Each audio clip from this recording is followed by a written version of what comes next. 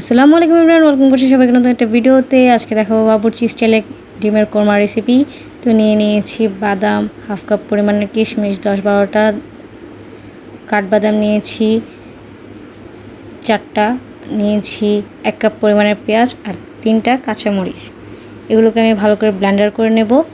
আর এটাই কিন্তু কোরমার মেইন টেস্টটা আনবে। আমি অল্প পরিমাণে করছি তাই অল্প পরিমাণে দিচ্ছি, আপনার কোয়ান্টিটি অনুযায়ী দিবেন।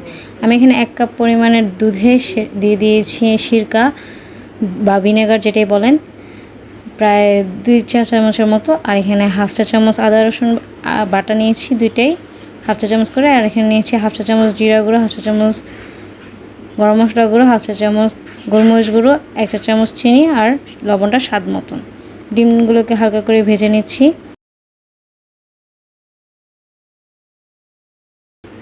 এই তো আমার ডিমগুলো ভেজে নেওয়া হয়ে গিয়েছে। এখন আমি গরম কড়াইয়ে দিয়ে দিয়েছি সয়াবিন তেল আর ঘি দিব।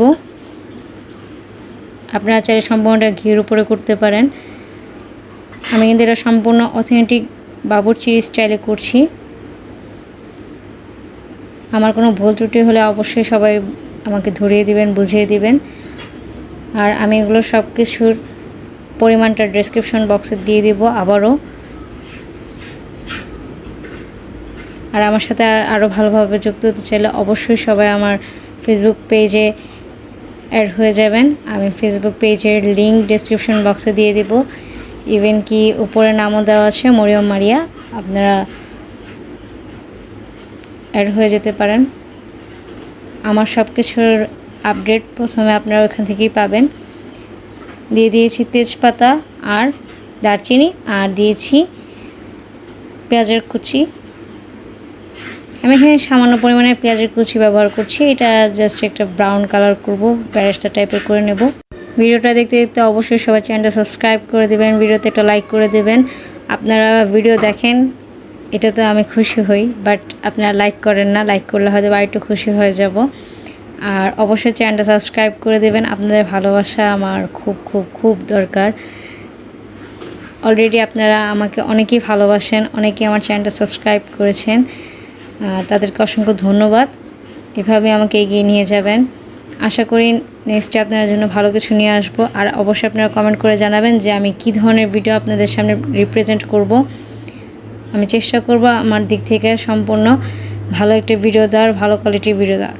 আচ্ছা, আমি যে মশলাগুলো দেখিয়েছিলাম বাদাম, পেঁয়াজ, কিশমিশ, তারপরে কাঁচামরিচ, ওটাকে আমি ভালো করে পেস্ট করে নিয়েছি। সেই মশলাটা আমি দিয়ে দিয়েছি এখানে।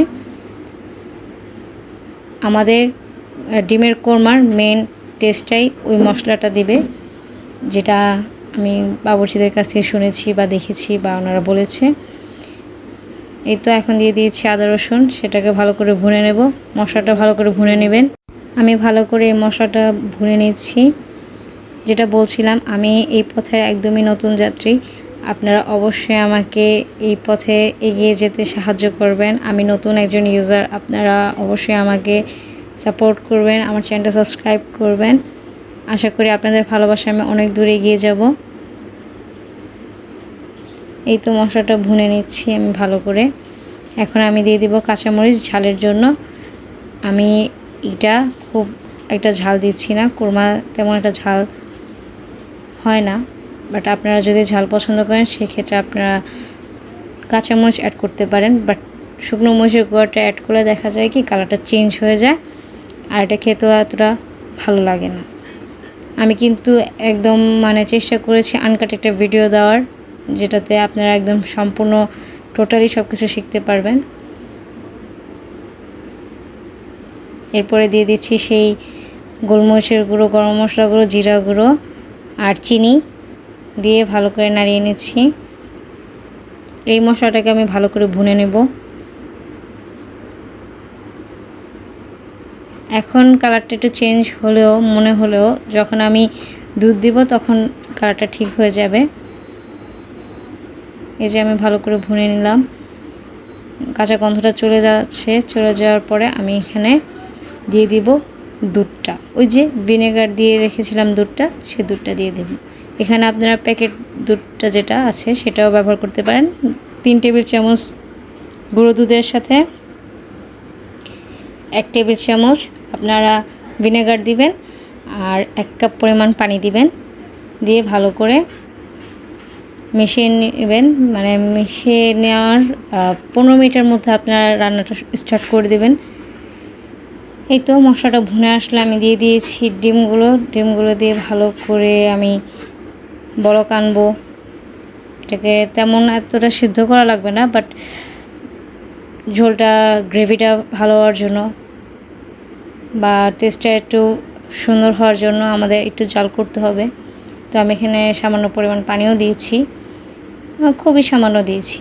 এখন দিয়ে দিয়েছি কেওড়ার জল, যেটা আমাদের মেজবানির গ্রান আনতে বা মেজবানির একটা ফ্লেভার আনতে সাহায্য করবে। কেওড়া জল আমি এখানে 2 চামচের মতো দিয়েছি। আপনারা চাইলে বেশি দিতে পারেন, আবার চাইলে এটা স্কিপও করতে পারেন। তবে যদি অথেন্টিক বিয়েবাড়ির টেস্টটা পেতে চান অবশ্যই কেওড়া জলটা ইউজ করতে হবে। তো এই তো আমার রান্না হয়ে গেছে। দেখা হবে নতুন কোনো ভিডিওতে। সে পর্যন্ত সবার সুস্বাস্থ্য কামনা করে বিদায় নিচ্ছি আমি। সবাই অবশ্যই চ্যানেলটা সাবস্ক্রাইব করে দেবেন। দেখা হবে নতুন কোনো ভিডিওতে। আল্লাহ হাফেজ।